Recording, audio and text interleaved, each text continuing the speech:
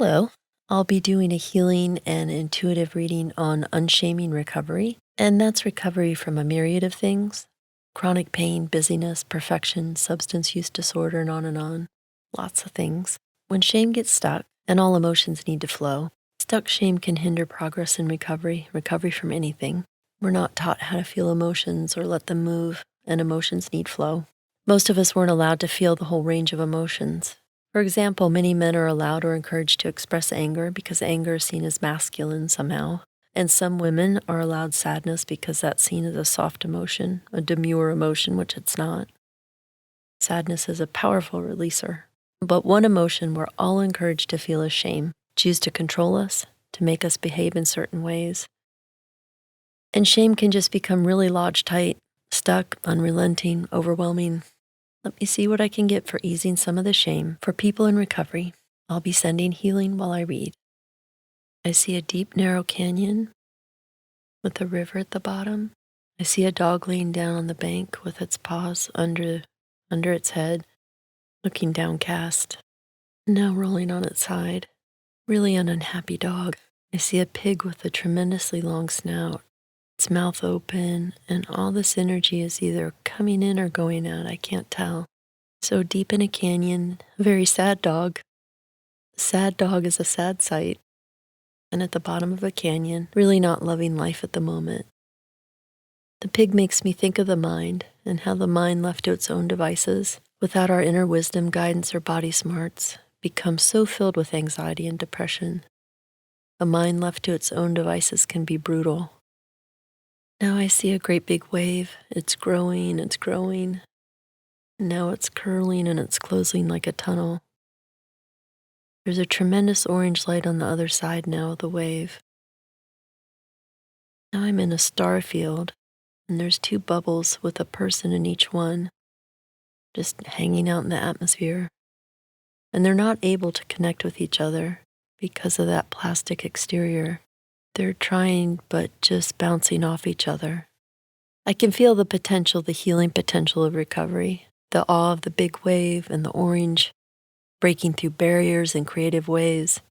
Whether we're in recovery from heartbreak, workaholism, abuse, misogyny, chronic tension, all the things we need recovery for are growing, and recovery is available and resources are growing. But unresolved shame is one thing keeping us from connecting. And there's still such a the disconnect is painful to feel here. That dreadful stigma for people in recovery, even from chronic pain. And that myth remains that if you have pain Western medicine can't fix and doesn't have an answer for, you're crazy, or any kind of habit or disorder is just a weak point. I hear divide. I hear this a lot in my readings. Yeah, people stay in power by dividing us against each other, and we're even divided by our difficulties and shamed for having difficulties. And it's a crying shame. I now see one person in a bubble in space, now in a great big light bulb. They must have an idea. I see someone in a hot air balloon. They're off the ground a little bit, but the rope is still tied to the ground. They're not able to take off. Something's grabbing onto the side and holding it down. There are several people holding it down, climbing up the side, others falling off. I mean, it's only a couple feet to the ground, but they're losing their grip. Someone else is climbing up, and now they're able to get in the basket. Let me see. Working with shame people feel in recovery is up in the air and really a hit or miss. We have so few resources to understand our emotions. I see people struggling, and some make it and some fall off. Unresolved shame weighs us down. What does healing look like for stuck shame for people in recovery? I see a river flowing. I see a lot of small waterfalls at different elevations, different heights. Nothing dramatic, they're all kind of short, some water pushing forward. And there was a surge there. I think we're moving forward here, flowing but short steps, short drops, which is always the way with healing that lasts. Lovely image of getting our emotions back in flow, kind of a stair-step flow. What else do we need to unshame our recovery? I see sludge coming out of a big pipe. It's really gloppy, dark. Now it's diminished to a trickle. I see a waterfall in there, the ledges very sharp. There's a cave behind part of the waterfall from a little ledge. Now the waterfall dries up, some energy shooting out of the cave. People want to make change or heal from something and have everything be hunky-dory, but we always have cleanup and clearing out of what got us to recovery before our energy can really shine bright. We're forever changed, though. Not something everyone can understand. I see a boat in the water by itself, a little skiff. And there's a circle coming and it ripples in the water from the back of it, and I see several people in the boat. And the boat's bigger now. It's listing to one side. Now there's a Coast Guard boat coming up to it, and there's a dog on board. And the dog is in the front of the rescue boat, kind of leading the boats to a marina, leading the rescue, leading the return to port. And here's the loyalty and leadership in recovery after unshaming all that damn shame. Now there's a lot of boats. There's a big boat backing out, and it looks like a research vessel, lots of equipment, very tall stack in the middle, lots of antennas and wires, and I'm not sure, but a research vessel, and one of those spy boxes that are kind of flat and long that have mirrors in them, and you can look through the bottom and see I don't know what they're called. Sorry, I don't know the name. But I think we're spying a new future, and research is happening and heading out to do more research, well-equipped. That's certainly what I've been doing all these years, researching why these problems exist in the first place and what to do about them now. I wrote a book about it, and there's a plug for my book. My book coach would be so proud. I see a person walking with an inner tube on their head, and they're headed towards the water, and a man with a cap on. I see sunshine on a river dappled with sunlight by a small bridge. And it's like a wide creek in the woods. There's lots of plants by the water, lots of plants all around.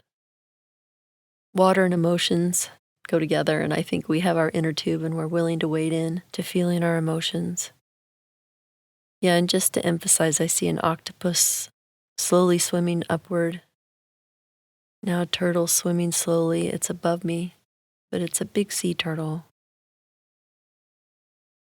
Just sending more healing.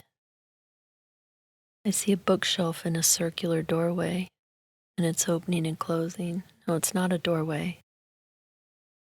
It's like, I don't know, like a circular window that you can crawl through to get to the library.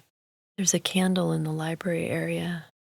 There's kids on the floor, blankets and pillows, and lots of kids reading books.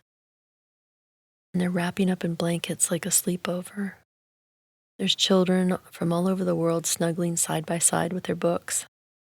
And now I see a gargoyle-type looking thing sitting by someone who's in a chair reading a book to them, with the dog too. I feel this wonderful library feeling, that old library we used to go to as a kid that was in an old house, bare worn wooden floors. It was just one big room, but it was so cozy. I remember one rainy fall day in particular, so cozy and comfortable. I've got such a good feeling going through, that opening to the friendship, to the life past all the social restrictions and prejudices we're taught, and the prejudice against learning.